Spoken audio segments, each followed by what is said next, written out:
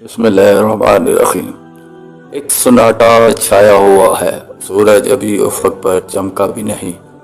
فضا میں خاموشی، دلوں میں اندھیرے، اور سرزمین پر ایک ایسا دور جب لوگ آسمان کے ستاروں، چمکتے سورج، چاندنی راتوں اور بے جان پتھروں کے سامنے سجدہ رہے تھے۔ ہر طرف شرک کا اندھیرا پھیلا ہوا تھا، اور اس اندھیرے میں ایک شخص تھا، ایک نوجوان جو اکیلا تھا لیکن دل میں ایمان کا سورج چمک رہا تھا۔ یہ تھے حضرت ابراہیم علیہ السلام۔ انہوں نے بچپن ہی میں آنکھوں سے دیکھا کہ لوگ بتوں کو پوجتے ہیں، ان کے سامنے کھانے رکھتے ہیں، ان سے دعائیں مانگتے ہیں، لیکن وہ سوچتے تھے کہ کیسے خدا ہو سکتے ہیں جو نہ سنتے ہیں، نہ بولتے ہیں، نہ ہل سکتے ہیں۔ وہ سوچتے، وہ تلاش کرتے، وہ فطرت کو دیکھتے۔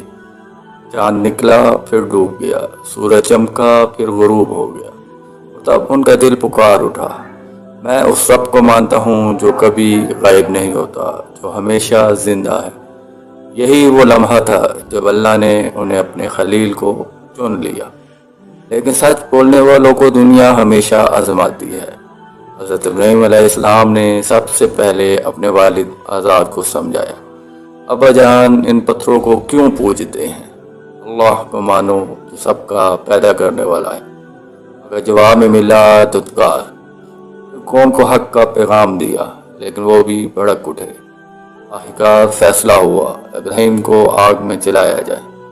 ایک بڑی آگ بھڑکائی گئی، اتنی بڑی کہ پرندے بھی اس کی گرمی سے گزر نہ پاتے۔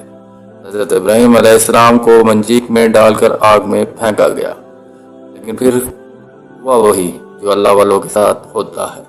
اللہ نے آگ کو حکم دیا، ناری کولی برتوں سلام علی ابراہیم، آگ ابراہیم پر ٹھنڈی اور سلامتی والی ہو جا۔ سچ مانیے، آگ سب کچھ جلا دیتی ہے۔ ابراہیم کے لیے پھولوں کی سیج بن گئی۔ یہ معجزہ ہر طرف پھیل گیا اور نمرود کے محل تک جا پہنچا۔ نمرود وہ خود کو خدا کہتا تھا، طاقت، غرور، فوج، خزانے، سب کچھ تھا اس کے پاس، لیکن اندر کھوکھلا تھا۔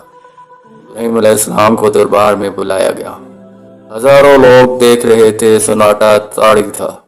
نمرود نے اونچی آواز میں پوچھا، ابراہیم، تمہارا رب کون ہے؟ حضرت ابراہیم نے نہ لرز کر، نہ جھجک کر، بلکہ پورے وقار و یقین سے جواب دیا، میرا رب وہ ہے جو زندگی دیتا ہے اور موت دیتا ہے۔ نمرود نے ایک قیدی کو قتل کر کے دوسرے کو آزاد کر کے کہا، میں بھی زندگی اور موت دیتا ہوں۔ حضرت ابراہیم علیہ السلام مسکرائے اور ایک ایسا سوال کیا جس نے نمرود کے غرور کو چکنا چور کر دیا، اچھا، تیرا رب تو سورج کو مشرق سے نکالتا ہے، اگر تو رب ہے تو اسے مغرب سے نکال کر دکھا۔ بس لمحے بعد کو دربار ساکت ہو گیا۔ نمرود خاموش، درباری کا حق والی بات چکا تھا، لیکن کہانی یہاں ختم نہیں ہوئی۔ نمرود کے غرور کا زوال شروع ہو چکا تھا۔ اللہ نے اسے ایک ایسے چھوٹے سے مچھر سے ہلاک کیا، ہاں، ایک معمولی سا مچھر، اس کے دماغ میں گھس گیا اور اسے پاگل کر دیا۔ رات تڑپتا رہا، یہاں تک کہ تڑپ تڑپ کر مر گیا۔ طاقت، خزانے، لشکر، کسی نے کچھ نہ کیا۔ یہ کہانی ہمیں سبق سکھاتی ہے کہ سچائی وہ تلوار ہے، سب جھوٹ کو کاٹ دیتی ہے۔ اللہ کے بندے اکیلے ہوں تو بھی مضبوط ہوتے ہیں، کیونکہ ان کے ساتھ اللہ ہوتا ہے۔ ظلم اور ظلم کبھی باقی نہیں رہتے، لیکن ہمیشہ سچ چمکتا ہے سورج کی طرح۔